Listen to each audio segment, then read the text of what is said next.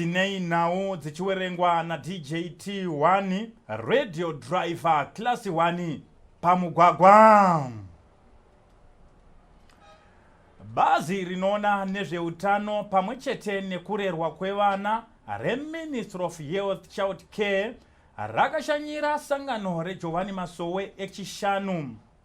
Sangano reJohani Pasowe echishanu rinotungamirirwa namadzibaba Simba the commander pa unity J pachitungwiza.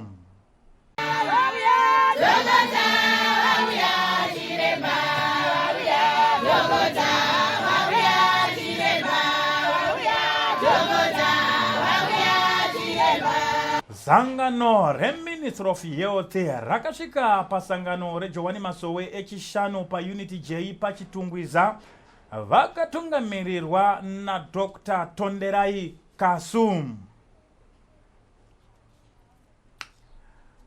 Dr. Tonderai Kasum vakataura penge pakaungana vatendi veJohani Pasowe echishanu vakapa yambiro pamwechete nechenjedzo yekudonhedzerwa kwevana pamwechete nekubayiwa jekiseni rinodzivirira utachiona hweCovid-19. Musavhunduke zvenyu pano pamuri zvangofanana nepachipatara, ndosaka muchinzwa ndichinzi doctor. Ndinonzi doctor kana kuti chiremba. Saka izvozvo zvakatobva pabumbiro rekuti tinofamba nemi muzvipatara. Saka sunungukai kana muri panapa. Kana paine vane madhimono asingadi chipatara, chivhai matauro nawo pamwe kana kubva watotendeuka nekuti wotasangana madokta. Saka sununguka yenyu dok mutaure nevatendi. Zita rangu ndinonzi Dr. Tonderai Kasu. Saka nhasi ndauya pano ndakamirira municipality yeChitungwiza and ndakamirirawo futi bazi reutano rehurumende kana kuti Ministry of Health and Child Care of the government of Zimbabwe. Saka ndiri kufara stereki kuti nhasi ndasvika pano pachechi yenyu yeJohani Pasowe yechishanu pamadzibaba Simba. Tauya nevamwe vandinoshanda nawo weutano kuti tibatsirane panyaya yemavaccination. Tiri kuita iyo inonzi mop-up exercise ye-measles vaccination ne-COVID vaccination. Saka wese vanga vasati vakwanisa kuti vana wavo vavaccinatwe kudzivirira chirwere chemeasles, tiri pano tauya kuzokubatsirai. Wese vanga vasina kukwanisa kuti wabayiwe kuti wavaccinatwe kudzivirira chirwere cheCovid, tiri pano tauya kuzokubatsirai. Tauya futi kuti tikuzivisei kuti tichazoita chimwe chirongwa chekuvaccinata wana wese wane zera rekuberekwa vane makore epasi peshanu. Tine chimwe chirongwa chatichaita chekuvaccinata kudzivirira chirwere chepolio. Tine yatinoti National Vaccination Campaign inenge iripo mazuva ekuti 27 October to 30 October 2022. Saka chirongwa chacho chiri kuuya. Saka tauya kuti tikuzivisei kuti tinenge tichivaccinata wana wese vari zera wane makore ekuberekwa ari pasi peshanu vachavaccinatwa last week yeOctober.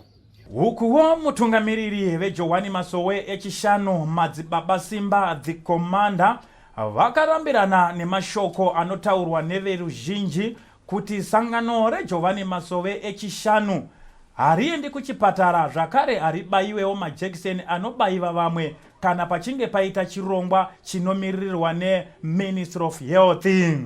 Isusu sangano rechipostori vanoziva vazhinji vanoti mapostori haendi kuzvipatara, mapostori awirirane neMinistry of Health. Ivavo toda kuramba tichivaparidza kuti dai ivo vatendeuka, nekuti munhu akatyoka kana kuti munhu akaita accident haagoni kubatsirikana nedombo, haagoni kubatsirikana nemunamato, anotobatsirwa nemunamato, madokta ozoita basa ravo. Nhomba dziri kudonhedzerwa vana, kubayiwa vaccination iri kubayiwa vanhu, zviri kubva papi? Madonzvo ehurumende kuti vanhu vabatsirikane vaine utsanana. Nekuti chinonzi utsanana zvinotangira pavanhu, hazvitangire muofisi, hazvitangire kuchechi, zvinotangira pamba. Saka kamwana kaya kuti tichengetedze utano hwako, kakabayiwa kana kuti kakadonhedzerwa nhomba, kanochengetedzeka muropa, ngatiti vaenda kuzvipatara, vaenda kuzvikoro, vaenda munzvimbo dzakasiyana siyana, kana asina kudonhedzera utachiona hunoramba huchingoenderera nenyika, saka hazvigoni kudimbuka.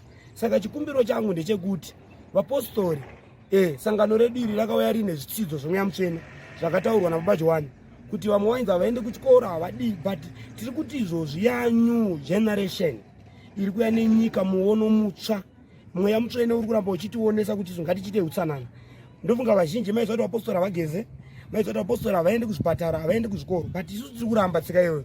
Tiri kuti handizvo, ini semutungamiriri wesangano reJohani Masowe, gore rega rega tinoenda pachitungwiza chenu hospital, tinoenda kuita madonations pachipatara chedu, nekuti ndo community tofanira kudzosera zvatapiwa naMwari, tichibatsirana nachiremba nemanesi. Saka ukama hwedu isusu ukabatana, ndikabatana ukama hwangu nanesi, ukama hwangu tikabatana nadokta, takuita chinhu chimwe chete, kana nenyika togona kubatana. Saka ndiri kuti mapostori ari kutiza kubayiwa jekiseni ari uraye, nekuti izvozvi kana minamato yamunomwa, muri kumwa mikaka, muri kumwa mazai, majekiseni aya anosanganiswa kuti zvinhu zvifambe, utano hwedu hurambe huchienderera kumberi.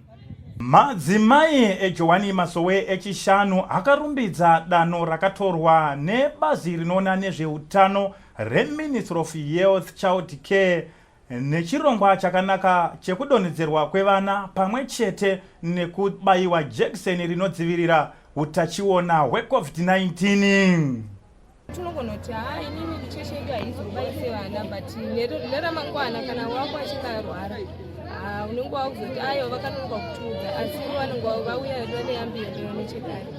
Tingokurudzirana kuti ngatidzivirire vana vedu kubva kuzvirwere izvi. Zvinoita kuti mwana agone kukura atoremara. Sanokurudzira kuti ngavaende vanobaisawo vana vaone kwadonhedzesa kuti vana vakure vane utano, vakure vakasimba muviri. Totenda.